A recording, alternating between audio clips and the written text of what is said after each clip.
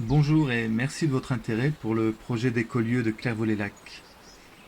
Pour une personne peu au fait de cette forte mouvance des écolieux dans le monde, comme en France depuis quelques années, l'histoire et l'imaginaire collectif peut renvoyer à l'idée des mouvements des années 60 qui s'inscrivaient dans une forme de rejet et d'anticonformisme, comme les mouvements hippies. Mais autre époque, autres enjeux. Les écolieux tendent bien au contraire à répondre dans un esprit d'ouverture à des problématiques globales et des constats largement partagés et relayés par les médias. Ces réponses sont mises en œuvre à l'échelle locale et en synergie avec la population et les différents acteurs du territoire. Cette présentation, nous l'espérons, vous permettra de comprendre, au-delà de l'esprit du projet, ses objectifs et autres aspects environnementaux, relationnels, techniques ou encore budgétaires, économiques et territoriaux. Vous retrouverez sous la vidéo les différents liens afférents au projet d'écolieu du Petit Lac. N'hésitez pas à laisser des questions et commentaires ainsi qu'à partager la vidéo. Merci à vous.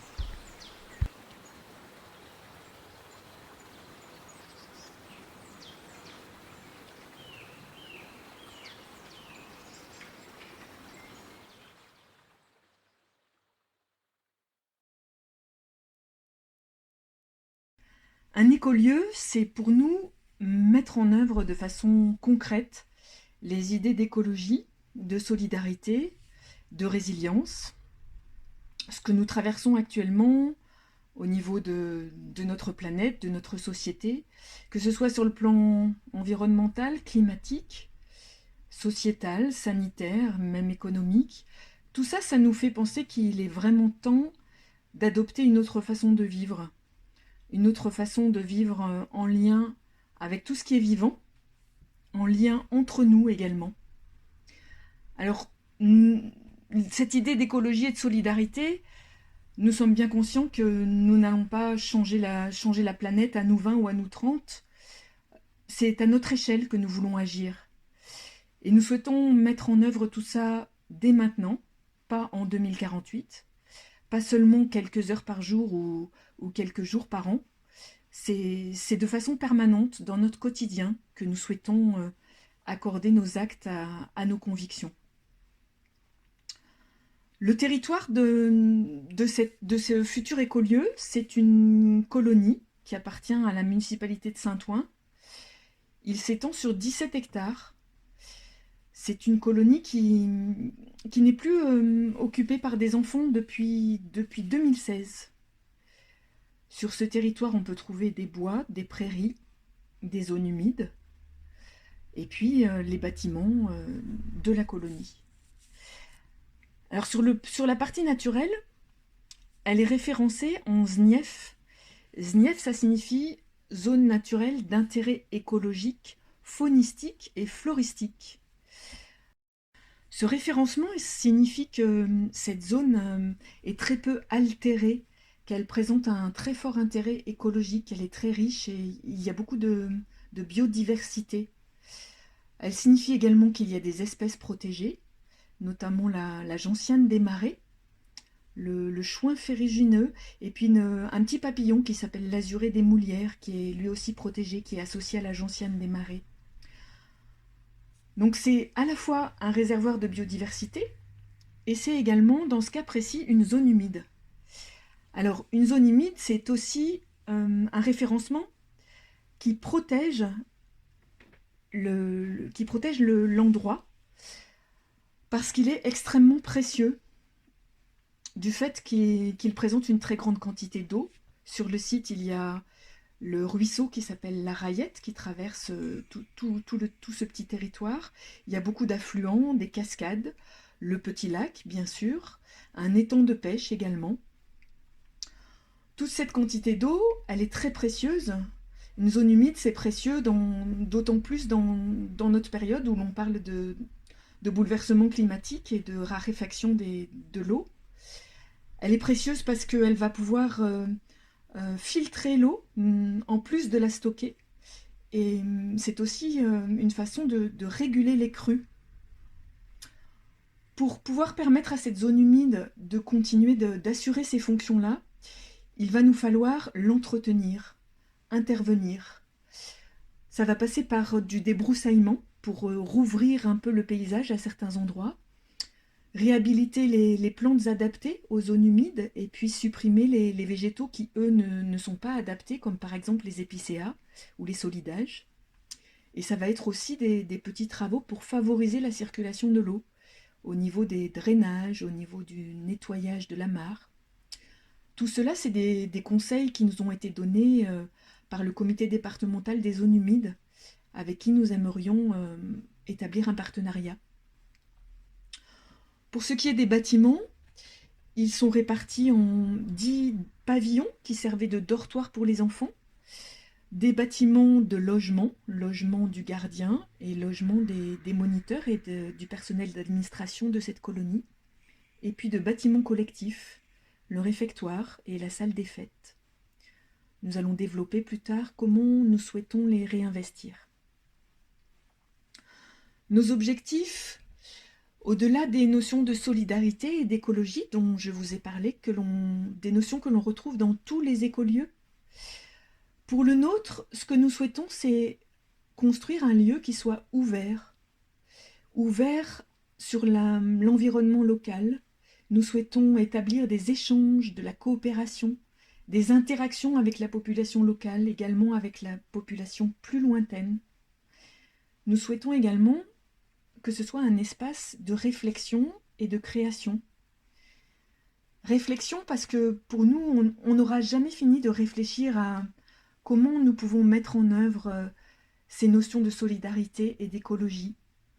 Tout cela est en mouvement et nous voulons le faire dans la joie. La création, c'est aussi l'idée de création artistique. C'est un élément qui nous semble important aussi pour notre écolieu. Pour préserver l'environnement naturel et le patrimoine bâti, ce que nous souhaitons faire, c'est rénover les bâtiments avec une certaine recherche esthétique, mais en les conservant. Les premiers travaux, ça va concerner la rénovation des toitures, des chenaux, l'isolation également, qui est très importante sur le plan énergétique. Nous souhaitons le faire avec des matériaux les plus locaux possibles et les plus écologiques. Sur le plan de la préservation de l'eau, nous souhaitons établir un branchement tout à l'égout, retirer les fosses septiques qui sont fissurées, et puis protéger le sol. Cela va avec, bien sûr. Nous souhaitons ne pas artificialiser de surface supplémentaire, donc aucun bâti, aucun goudronnage, ni aucune surface supplémentaire qui soit imperméable. Nous souhaitons cultiver la terre selon les principes de la permaculture, avec notamment 0 intrants chimiques. Sécuriser l'avenir du site, c'est aussi penser à sa pérennité au-delà de nos vies à nous, et penser aussi à l'impact au-delà du territoire. Nous voulons réfléchir aux ressources et aux sources d'énergie, récupérer l'eau de pluie, la valoriser, nous chauffer avec du bois, qui est une ressource facilement accessible dans la région. Penser aussi aux ressources en énergie solaire. Pour nous, c'est aussi mutualiser des espaces. La lingerie, des salles de réunion, des outils, des véhicules. Mutualiser aussi les espaces de culture et d'élevage qui vont nous permettre de produire l'essentiel de notre nourriture. Mutualiser, c'est une façon de vivre en solidarité, mais c'est aussi une façon de limiter la production de déchets. Nos ambitions en matière de bâti. Le bâti existant sera conservé, rénové et adapté avec des matériaux biosourcés locaux pour une mise en conformité avec les normes d'accessibilité des personnes à mobilité réduite et avec la réglementation environnementale, de façon à le rendre accueillant toute l'année pour tous. Le bâtiment d'accueil gardera son rôle initial. Un espace de vente sera proposé aux artisans du lieu qui proposeront leurs produits. La grande salle de réunion et les petites chambres seront dédiées aux séminaires et ateliers en résidence. Le bâtiment des moniteurs constituera un tiers-lieu. Il sera dédié à l'administration du lieu et au coworking, avec des bureaux au rez-de-chaussée et une salle de réunion à l'étage. Dans l'ancien réfectoire, on utilisera la cuisine professionnelle équipée pour les événements qui nécessitent une restauration. Le reste du bâti sera cloisonné en petites unités pour les activités professionnelles des porteurs de projets du lieu. La salle des fêtes sera dédiée aux événements culturels et festifs à proposer aux habitants du territoire, à la médiathèque et au café associatif. L'ancienne infirmerie conservera son caractère d'espace de soins. Les anciens pavillons dortoirs seront dédiés au logement des habitants, à l'accueil de séjours d'écotourisme et d'enfants dans le cadre scolaire, périscolaire et pour les vacances. J'aimerais désormais vous parler du second objectif de notre projet, qui est d'offrir des conditions de vie attractives sur Clairvaux-les-Lacs. Le territoire de Clairvaux-les-Lacs est très tourné vers le tourisme, notamment estival, mais également hivernal et légèrement printanier. Environ 25% des logements sur Clairvaux-les-Lacs sont destinés à du tourisme, soit en résidence secondaire, en gîte de France, en offre Airbnb. Dans ce contexte, de nouvelles personnes souhaitant venir s'implanter sur Clairvaux-les-Lacs afin de pouvoir y travailler rencontrent de grandes difficultés à trouver un logement principal du fait de la raréfaction de l'offre. Un écolieu sur le site de l'ancienne colonie de Saint-Ouen permettrait d'offrir des logements supplémentaires pour des résidents souhaitant s'installer sur le territoire de la commune, particulièrement pour des ménages de petite taille, tout en préservant le biotope du site grâce par exemple à un engagement fort et pérenne dans le domaine environnemental. Pour cela, nous souhaitons construire un habitat pérenne, en garantissant la bonne santé financière du projet, mais également en élaborant un montage juridique adapté au projet. Par exemple, nous souhaitons diversifier au maximum les sources de revenus afin de sécuriser financièrement le projet. Par exemple, nous aimerions faire de l'écotourisme, avoir une écolocation, faire des locations de salles, des séjours pour enfants, handicapés ou des séjours de répit, et bien évidemment, les apports et les loyers des habitants. Pour sécuriser aussi l'avenir du site et pouvoir le sortir de la spéculation foncière et financière, nous souhaitons et nous aimerions intégrer des instances extérieures dans la gestion du lieu, notamment dans le cadre d'une cogestion des espaces naturels et en particulier de la zone humide. Ensuite, notre idée est de garantir un lieu de vie attractif et joyeux en adoptant un mode de vie plus simple, en proposant une offre de services aux habitants et aux usagers du site, en favorisant la solidarité et l'entraide entre habitants. Il est important pour nous de proposer un mode de vie avec une sobriété énergétique, mutualiser les ressources, par exemple avec l'achat groupé d'aliments, limiter et valoriser les déchets, faciliter la mobilité, offrir des espaces de travail, de soins et de formation aux habitants, mais aussi de personnes ou d'associations à l'extérieur du site, à des locaux. Nous souhaitons également prendre en compte toutes les fragilités dans notre projet, qu'elles soient financières, le handicap, la fin de vie des habitants. Enfin, nous allons travailler sur des modalités, des méthodes de communication bienveillantes entre nous. Et enfin, nous espérons pouvoir partager des espaces, des moments, des objets, toujours dans le cadre de la mutualisation. Notre demande en matière d'équipement, de réseau et de déplacement. Les équipements pour les déplacements. Outre les places de stationnement sur le site qui prendront en compte les personnes à mobilité réduite, il est demandé de pouvoir stationner quelques voitures de visiteurs sur la voirie communale à l'entrée du site. Pour les liaisons en modes actifs vers le centre de Clairvaux-les-Lacs, il sera demandé de pouvoir traverser les campings à pied ou à vélo toute l'année, à toute heure et sans obstacle. Les équipements pour les réseaux. Tous les bâtiments seront raccordés au réseau d'eau potable interne, puisqu'on a une station de potabilisation sur le site, ainsi qu'au réseau d'eau usée. Nous avons une station de relevage aux portes du site. Pour l'accès à l'Internet, il sera demandé le raccordement du site au réseau fibre FTTH en cours de déploiement sur le secteur. La destination des parcelles, les activités agricoles et vivrières, le zonage. De gauche à droite, on voit que la parcelle 47 qui borde le petit lac comprend une zone de boisement humide et une ripisylve qui est un corridor biologique le long d'un cours d'eau, d'un étang ou d'un lac et qui a d'importantes fonctions d'abri et de source de nourriture pour un grand nombre d'animaux, poissons, crustacés, invertébrés des berges, mais aussi des insectes, reptiles, oiseaux et mammifères. Pour la parcelle 252, en collaboration avec Jura Nature Environnement, nous souhaitons installer un observatoire de la faune et flore des berges du Petit Lac, ainsi qu'un sentier d'interprétation. La parcelle 45 ne fait pas partie de la propriété car elle appartient à la commune de Clairvaux.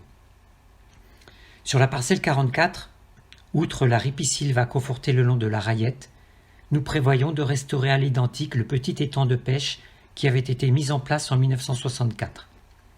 Cette parcelle permettra l'éco-pâturage de petits ruminants de l'écolieu. Elle permettra aux maraîchers, à la maraîchère, de cultiver ses légumes de saison en agriculture biologique.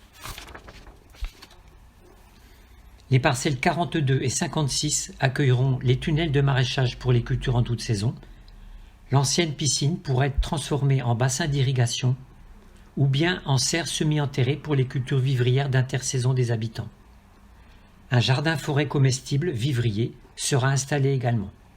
Nous demanderons à la commune de Clairvaux l'usufruit de la partie ouest de la parcelle 55 afin de réutiliser le petit hangar pour l'abri des brebis solognotes qui se chargeront de l'éco-pâturage des parcelles de taillis. La parcelle 257 en état de prairie sera fauchée tardivement pour préserver la biodiversité et en particulier la gentiane des marais. Enfin, sur les parcelles 37 et 38, nous implanterons un jardin partagé, un petit poulailler et un verger pour notre production vivrière de légumes, d'œufs et de fruits. Pour les parcelles 39 et 50 bâties, nous sollicitons les élus du territoire pour une petite formalité administrative, autoriser l'habitation sur ces parcelles bâties dans le plan local d'urbanisme, ce qui est le cas dans les zones naturelles du PLU de Clairvaux. Ce projet ne vivra et ne perdurera que s'il est en lien avec de multiples acteurs qui animent et font vivre le territoire. En premier lieu, les habitants de Clairvaux-les-Lacs, associations, institutions locales, des experts qui pourraient nous aider à mener à bien notre projet. Nous voulons que l'écolieu fasse partie du territoire et soit intégré à sa vie sociale et culturelle. Donc il nous paraît évident de collaborer avec les acteurs locaux. Quelques exemples. Répondre à la demande de logements non saisonniers. Devenir un écoquartier de Clairvaux. Donc faire partie de la vie de Clairvaux et non pas être une entité extérieure et impénétrable. Développer des activités professionnelles, vu les bâtiments, les espaces qu'il y a, faire venir un artisan ou des soignants permettrait de développer des activités professionnelles.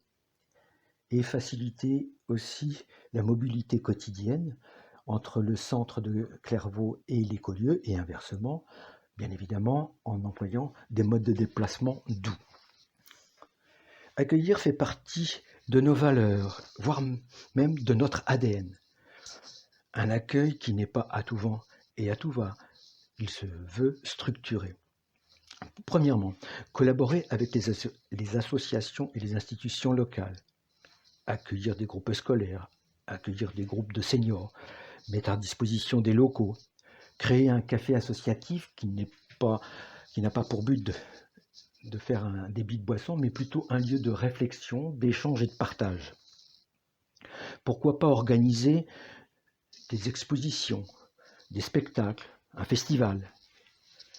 Développer aussi un écotourisme, parce que Dieu sait si la région du Jura et des lacs particulièrement attire le touriste ces temps-ci. On prévoit de rénover des bâtiments en gîtes éco-conçus. On pourrait aussi accueillir des randonneurs. Il y a plein de chemins de randonnée tout autour et pourquoi pas aussi participer à l'entretien de ces sentiers en relation très étroite avec les associations de randonneurs. Et puis ouvrir des espaces inclusifs, par exemple des séjours de groupe à caractère social et sanitaire. Accueillir des enfants, c'est fondamental pour nous, d'autant plus que la colonie de Saint-Ouen était prévue pour cela et que cela fait partie de l'histoire de Clairvaux. Et on ne voudrait pas interrompre cette histoire, on voudrait absolument la poursuivre. Alors cet accueil d'enfants pourrait se faire dans le cadre scolaire, en créant des activités d'observation de la biodiversité ou des activités sportives, je pense particulièrement à un parcours d'orientation. Dans le cadre périscolaire, création d'ateliers d'écriture, de poterie, de céramique. Pendant les vacances, instaurer des stages un peu plus longs de jardinage ou de construction de cabanes en matériaux vivants. Et puis aussi accueillir des enfants à travers les familles qui viendront résider. Ils auront un terrain d'aventure extraordinaire. La philosophie de l'écolieu du Petit Lac est centrée sur l'humain. Pour nous, ce qui est important, c'est de remettre le système au service de l'humain et non le contraire. Alors ça veut dire que ça passe par des étapes de consolidation du groupe. Premièrement, gouverner ensemble, c'est-à-dire qu'une personne égale une voix, quel que soit l'espace qu'elle occupe, quelle que soit la mise de fond dans le projet, une voix, une personne. Nous prévoyons aussi que les responsabilités soient tournantes, c'est-à-dire que pour éviter le phénomène de leader, voire de déviation sectaire, que chacun puisse prendre à un moment donné, au moment où il le sent, des responsabilités. Pour cela, on utilisera des outils de communication non violents, parce que pour agréger un groupe, il y aura forcément des tensions, il faudra donc se préserver et gérer les conflits. Ça veut dire aussi, pour chacun d'entre nous, d'apprendre à coopérer au sein même du groupe, entre les résidents, les intervenants extérieurs, mais aussi voir d'autres modèles d'écolieux, parce qu'on apprend toujours mieux des autres, et surtout qu'on ne souhaite pas figer notre structure. Il faut qu'elle soit évolutive en fonction des individus qui y seront et en fonction des événements. Je suppose que chacun d'entre nous passe par un stade de formation, soit pour des formations techniques ou soit pour des formations de développement personnel. En fait, on veut créer un écosystème, à la fois avec des résidents qui vivent collectivement, mais aussi un lieu culturel où s'échangent des idées, des pratiques artistiques, des temps de réflexion, et en lien aussi avec les activités professionnelles et de travail professionnel comme le travail bénévole. Tout ça pour nous est lié. Bonjour à toutes et tous, ici Nicolas Brier. J'aurais aimé être présent avec vous pour cette réunion publique, donc ça me fait quand même plaisir d'être présent un peu par cette vidéo. Mon objectif là, c'est de vous expliquer en quoi les outils d'intelligence collective sont fondamentaux pour un projet d'écolieu. Vraiment, et j'ai eu la chance de rencontrer l'équipe d'écoliers du Petit Lac parce qu'on a préparé ensemble un week-end en intelligence collective avec une vingtaine de personnes au mois de mai. C'était vraiment super, on a travaillé justement sur le projet d'écolieu. Et en fait, moi je sais par expérience, parce que ça fait une dizaine d'années que je creuse ces questions d'éco-village, d'écolieu, parce que moi-même j'aimerais bien vivre dans ce genre d'habitat. Et j'essaie de comprendre en fait les facteurs, les principales causes d'échec. Et la dynamique de groupe, maintenir une bonne dynamique de groupe, ça fait partie des problématiques les plus fortes en fait. Et des raisons d'explosion en vol, c'est des problèmes de dynamique de groupe en fait. Alors, j'aimerais vous dire, parce que je voudrais que ça dure moins de 5 minutes, vous expliquer en fait, j'ai 5 points en fait, 5 bonnes raisons d'utiliser les outils d'intelligence collective. La première, c'est au niveau de la définition de la raison d'être, en fait, de la raison pour laquelle on crée cet écolieu en particulier, l'orientation subtile de cet écolieu, ce qu'on appelle la raison d'être. Ça, c'est vraiment très important parce que lorsqu'on fait pas ça, on pense qu'on est sur le même projet et on va réaliser peut-être plusieurs années plus tard qu'en fait, on veut pas la même chose et on veut pas la même chose pour l'orientation à long terme du projet et ça crée des clashs énormes, des clashs structurels qui mènent à des départs, et parfois à l'arrêt du projet. C'est arrivé plusieurs fois. Donc ça, c'est la première chose. Et une fois qu'on a défini la raison d'être, il faut aussi prendre un temps pour rêver ensemble. Rêver ensemble le projet, qu'est-ce qu'on rêve de faire ensemble. Ça, c'est très important et ça va dans la même catégorie que la raison d'être. Et j'ai envie de dire que même chaque année, c'est important de réactualiser ce rêve. Et il y a des excellents outils pour rêver ensemble dans des outils d'intelligence collective. Ça, c'était le point 1. Le point 2, c'est la question du pilotage. En fait, du pilotage, de la notion de prise de décision, prendre des décisions ensemble, réussir à se mettre d'accord sur plein de points, là, ce qu'on appelle la gouvernance.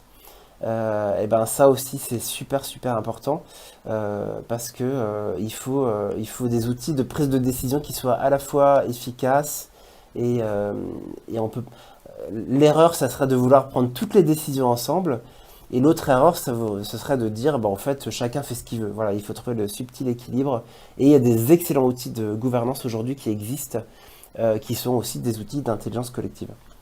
Le troisième point, c'est la gestion des tensions et des conflits, parce que alors là, ça serait une illusion de croire qu'il n'y aura pas de tensions et de conflits, parce qu'il y en a toujours, et ça, c'est pas que dans les écolieux, c'est dans tous les collectifs humains en général. Et pareil, il existe des super outils pour appréhender ces tensions et les traiter, en fait, de réussir à voir pourquoi il y a une tension, d'aller chercher les pépites qui sont cachées derrière ces tensions, parce que souvent, derrière une tension interpersonnelle, il y a des problèmes structurels, des choses qui ne sont pas claires, des choses à définir ou à redéfinir. Et on peut vraiment se servir des tensions pour grandir, pour évoluer dans la structure du projet. Et en plus, le fait de gérer ces tensions, ça permet de soulager aussi les personnes qui sont impliquées dans le conflit. Parce que c'est pas du tout agréable d'être dedans et du coup il faut surtout pas mettre sous le tapis et ignorer le conflit, il faut le traiter, le prendre à bras le corps et en tirer un enseignement. Voilà. La quatrième bonne raison, c'est que en tant que groupe humain, en tant que collectif, c'est important de faire régulièrement des bilans, des points d'étape et d'apprendre de tout ce qu'on a vécu, d'apprendre notamment de toutes les erreurs qu'on a faites, mais aussi d'apprendre des succès qu'on a eus, parce qu'on n'a quand même pas que des échecs, et de peut-être régulièrement, peut-être une fois par an à minima, de faire des bilans et d'observer ce qu'on a fait et de s'améliorer, de progresser, d'améliorer dans notre manière de fonctionner, de travailler ensemble. Et il y a des très bons outils d'intelligence collective pour permettre ça, que je connais. Et en tout cas, voilà. Et le dernier point, le cinquième point, c'est aussi important, fondamental d'apprendre à célébrer ensemble. Alors qu'est-ce que j'entends par célébrer? C'est à la fois faire des fêtes, effectivement, ça peut être faire des bals folk, d'organiser des apéros pour honorer, célébrer le fait qu'on est ensemble. Et puis, mais aussi la célébration, c'est faire des points d'étape à titre personnel pour voir comment je suis dans le projet, comment je me sens en ce moment dans l'équipe ou dans le projet, qu'est-ce qui ferait que je me sentirais mieux, mais faire aussi des vraies célébrations du sens que ça a pour nous. Il y a plein de manières de célébrer, mais en fait, la notion de célébration, ça permet de régénérer la dynamique, de régénérer mon engagement, ça fait énormément de bien à titre individuel et à titre collectif. D'avoir on a des super outils pour célébrer. Et du coup, souvent, les projets, ils oublient ça. On passe beaucoup de temps à gérer les problèmes et les conflits, etc. Mais on prend rarement du temps pour célébrer. Voilà. Donc je voulais poser ça, ça fait déjà 6 minutes, je m'arrête là. C'est difficile de synthétiser en 6 minutes des sujets aussi vastes. Voilà, en tout cas j'espère que ça vous a permis en tout cas d'être convaincu que c'est important ces outils d'intelligence collective. Je vous souhaite une super réunion et puis au plaisir de vous retrouver. Allez, bonne soirée à tous. Je vais maintenant vous parler de l'écosystème du projet. Avant de commencer, j'aimerais définir ce qu'est un écosystème. C'est une organisation structurée dans laquelle les différents acteurs sont reliés par un maillage fort leur permettant d'interagir efficacement. Je vais donc maintenant développer l'aspect partenarial de notre projet, c'est-à-dire les relations et le maillage, le réseau qui va se créer autour de notre projet au niveau territorial, national, avec des partenaires financiers, des partenaires touristiques, des institutions, des associations. Il est tout d'abord intéressant de constater que dans le cadre du projet de l'écolieu du Petit Lac, qu'on pourrait qualifier de grande bulle bleue sur ce schéma, il existe déjà un maillage qui est organisé autour de 3 groupes existants et qui sont tous les 3 au cœur de l'association pour la création du Petit Lac, association qui existe depuis 2019. Il y a notamment le groupe que nous appelons le groupe Lac, qui a pour objectif de devenir la future coopérative d'habitants avec des personnes et des familles donc, qui se projettent en tant qu'habitants, mais ayant également des activités professionnelles et bénévoles sur le site. Il y a le groupe Rivage en violet. Cela concerne les personnes qui soutiennent notre démarche, qui approuvent la philosophie et la déontologie de notre projet. Et enfin, le groupe en vert pâle, qui est le groupe Montagne, qui est un peu plus informel, qui représente les experts en écologie, en bâti, auxquels nous faisons déjà appel, que nous côtoyons, que nous aimerions vraiment avoir en tant que partenaire officiel et pour certains qui pourraient être des co-gestionnaires du site naturel et en particulier de la zone humide.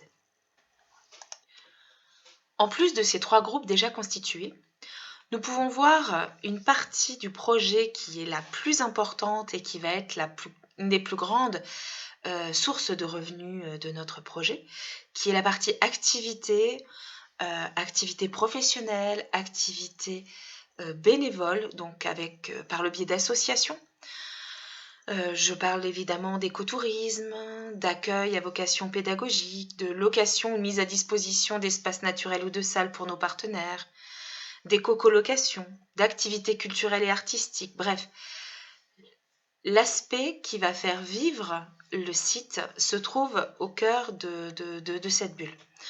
Enfin, financièrement, ne souhaitant pas forcément dans un premier temps faire appel à des banques, nous souhaitons intégrer au sein du projet un groupe d'investisseurs solidaires par le biais d'une labellisation économie sociale et solidaire qui nous permettrait d'avoir un apport financier sur quelques années à rembourser, intégralement bien évidemment, et de pouvoir leur proposer d'être partie prenante de notre projet, en tout cas par rapport au soutien qu'ils peuvent apporter.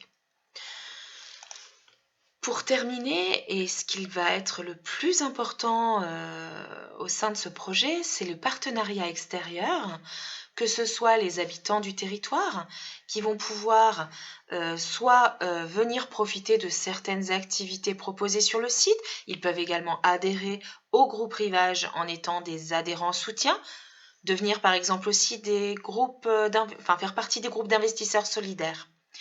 Nous avons les partenaires financiers qui sont complémentaires, qui ne sont pas des banques, mais qui vont nous permettre de pouvoir avoir des prêts à taux zéro par exemple, ou des dons pour des subventions aussi. Et c'est également donc avec ces personnes que nous allons pouvoir permettre au projet de se financer. Ensuite, nous avons l'écotourisme qui est pour nous un volet important, comme je l'ai pu le dire en début de présentation. Clairvaux est est un territoire touristique. Nous souhaitons aussi proposer donc une offre qui n'existe pas à l'heure actuelle d'écotourisme. Et ces personnes vont pouvoir aussi agir à différents niveaux au cœur du projet en participant à des activités et en profitant des hébergements touristiques, en devenant, pourquoi pas, soutien ou adhérent à l'association, et pourquoi pas, devenir également investisseur solidaire s'ils le souhaitent. Enfin, je vais parler des institutions, des associations, de tous les groupes scolaires, établissements scolaires, médico-sociaux et sanitaires. Ce sont toutes ces groupes qui vont pouvoir profiter des activités sur le site grâce soit via des chantiers bénévoles, via l'accueil à vocation pédagogique, par les liens que nous avons aussi avec des organismes comme l'aide sociale à l'enfance, la protection judiciaire pour les mineurs, bref. Nous allons pouvoir travailler en local, mais aussi en national, avec ces institutions et bien évidemment les groupes scolaires et établissements de Clairvaux-les-Lacs pourront profiter d'activités sur le site avec des salles mises à disposition et certains événements bien évidemment gratuits en faveur des habitants du territoire dont ils font partie également. Le budget prévisionnel. Donc nous avons un budget qui sera fonction du choix de Saint-Ouen, selon que la municipalité optera pour une vente, un bail amphithéotique, une location-vente ou un autre type de contrat. Parmi les recettes, on retrouve des parts sociales des habitants, les prêts d'investisseurs solidaires, les prêts à taux zéro d'organismes non bancaires et les loyers. Parmi les dépenses, on trouve l'achat du lieu, si tant est qu'il soit vendu, les travaux d'aménagement des locaux et des pavillons, les remboursements des prêts et des parts sociales. Donc on a un budget d'environ 2 millions d'euros sur 5 ans, et puis en année courante, on aura un budget d'environ 160 000 euros. Ce budget présente une trésorerie qui s'améliore d'année en année grâce aux locations saisonnières des gîtes, des salles de réunion, des locaux professionnels, et aussi grâce aux recettes des événements culturels et festifs dans la salle des fêtes. Notre échéancier prévisionnel prévoit à l'automne 2021 la signature du compromis de vente ou la préparation du bail amphithéotique de location-vente ou d'un autre contrat, le cas échéant. Donc, pendant l'hiver 2021-2022, on constituera la structure porteuse d'un point de vue juridique. On fera nos demandes de prêts à taux zéro. On montera nos dossiers de candidature aux appels à projets, aux subventions et au mécénat. Le printemps et à l'été 2022, on commencera par les travaux de première urgence pour sécuriser les bâtiments. On installera sommairement les premières familles dans les bâtiments accueil et moniteurs et on effectuera les travaux de voirie réseau divers, la dépose des fosses septiques, la construction du réseau d'assainissement, l'eau potable, l'électricité. On installera également le maraîchage professionnel, le verger et le jardin vivrier. À l'automne 2022 au printemps 2023, on effectuera la restauration et l'aménagement des pavillons destinés à l'accueil. Les toitures, la zinguerie, l'isolation, les huisseries, les aménagements intérieurs. L'été 2023 jusqu'à l'hiver 2023-2024, on restaurera et on aménagera les locaux communs, la salle des fêtes, les locaux professionnels, et on démarrera l'accueil touristique et l'activité culturelle. On effectuera également la restauration de la zone humide et de l'étang. Les années suivantes, 2024, 2025, 2026, seront consacrées à la restauration des pavillons des habitants, les toitures, la zinguerie, l'isolation, les huisseries et les aménagements intérieurs. Les forces, les faiblesses, les atouts et les risques de notre projet. Commençons par les forces. Notre enthousiasme est celui de nos soutiens, la complémentarité de nos compétences, de la charpente au maraîchage en passant par la cuisine, l'enseignement aux enfants, le coaching d'entreprise, les dimensions écologiques et sociales du projet, la robustesse économique du budget basé sur un modèle qui a fait ses preuves dans d'autres écolieux, l'ouverture appelée de nos voeux sur le territoire et ses habitants, la richesse naturelle du lieu, sa zone humide, son biotope, avec ses espèces protégées, les potentialités du bâti existant qui sont multiples et que nous allons exploiter au mieux. Parmi les faiblesses, nous avons le besoin d'acquérir plus d'expérience du collectif, même si nous avons déjà du vécu en la matière et que nous avons dans notre équipe un accompagnateur expert. Le besoin d'acquérir plus d'informations sur les aspects administratifs, juridiques et organisationnels. La composition du groupe qui reste à conforter pour atteindre une vingtaine de familles, mais nous sommes très confiants là-dessus. Les opportunités, nos multiples partenaires et soutiens à ce jour, et il y en aura d'autres. La diversité des projets professionnels proposés, qui est rendue possible par le grand attrait du lieu et du collectif. La résilience de notre projet, 0 bâti supplémentaire, 0 artificialisation des sols. Le respect du patrimoine bâti en matière architecturale et historique. Le développement touristique, l'accueil et les nombreuses activités proposées sur l'écolieu. Le risque de notre projet, c'est de rencontrer des oppositions, en particulier de la part d'élus du territoire, sachant que notre projet s'inscrit complètement dans les objectifs du plan local d'urbanisme intercommunal de terre des Maudes communauté et du schéma de cohérence territoriale du pays lédonien.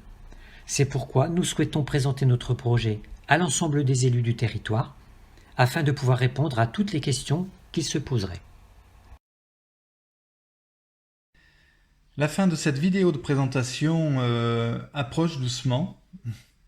Il est temps peut-être de se présenter un peu. Nous sommes en fait un échantillon de citoyens. Nous avons à cœur de représenter une forte mixité intergénérationnelle, venant de tous les milieux, de toutes les strates de la société, et nous avons des compétences et des expériences de vie très, très variées. Nous y tenons car nous sommes certains ainsi d'être plus à même de répondre aux différentes difficultés qui peuvent se présenter à nous, là où des groupes beaucoup plus spécifiques et moins mixtes sont à notre sens plus fragiles, à l'image d'une forêt en monoculture qu'un seul ravageur peut mettre à mal.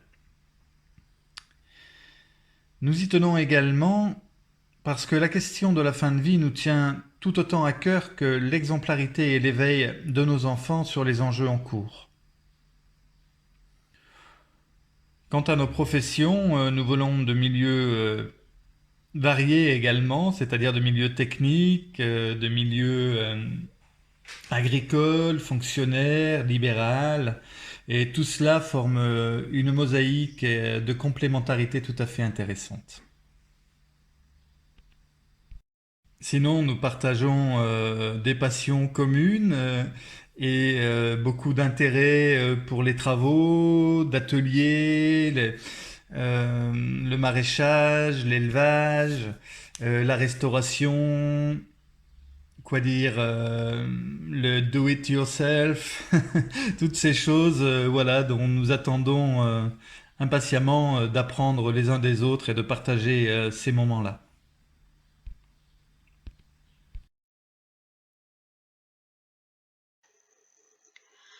Nous souhaitons enfin terminer la présentation de notre projet par une liste d'associations, d'institutions, d'organismes qui ont fait le choix de nous soutenir, de nous conseiller et de nous accompagner afin que notre projet aboutisse. Voilà, pour terminer véritablement cette vidéo de présentation du projet, il nous semblait important de mettre l'accent sur l'écosystème de la zone humide qui concerne, au-delà de notre projet, tous les Clairvaliens, la population alentour et qui est une problématique globale qu'il faut prendre en compte. Il faut savoir que la réglementation peut apporter des préconisations, des conseils, de l'accompagnement, mais ne dispose absolument d'aucun outil contraignant pour s'assurer de l'entretien pérenne du site et de son écosystème. Dès que la mairie de Saint-Ouen aura acté la vente de la colonie de Clairvaux-les-Lacs, elle n'aura plus, en toute logique, la main pour s'assurer de l'avenir du lieu et des règles éthiques ou pas qui seront appliquées par la suite. C'est la raison pour laquelle l'association inclut dans son projet la volonté d'un partenariat et d'une cogestion du site avec les organisations et associations ad hoc. Voilà, je vous remercie d'avoir regardé cette vidéo jusqu'à son terme et nous espérons vous retrouver dans quelque temps avec de bonnes nouvelles.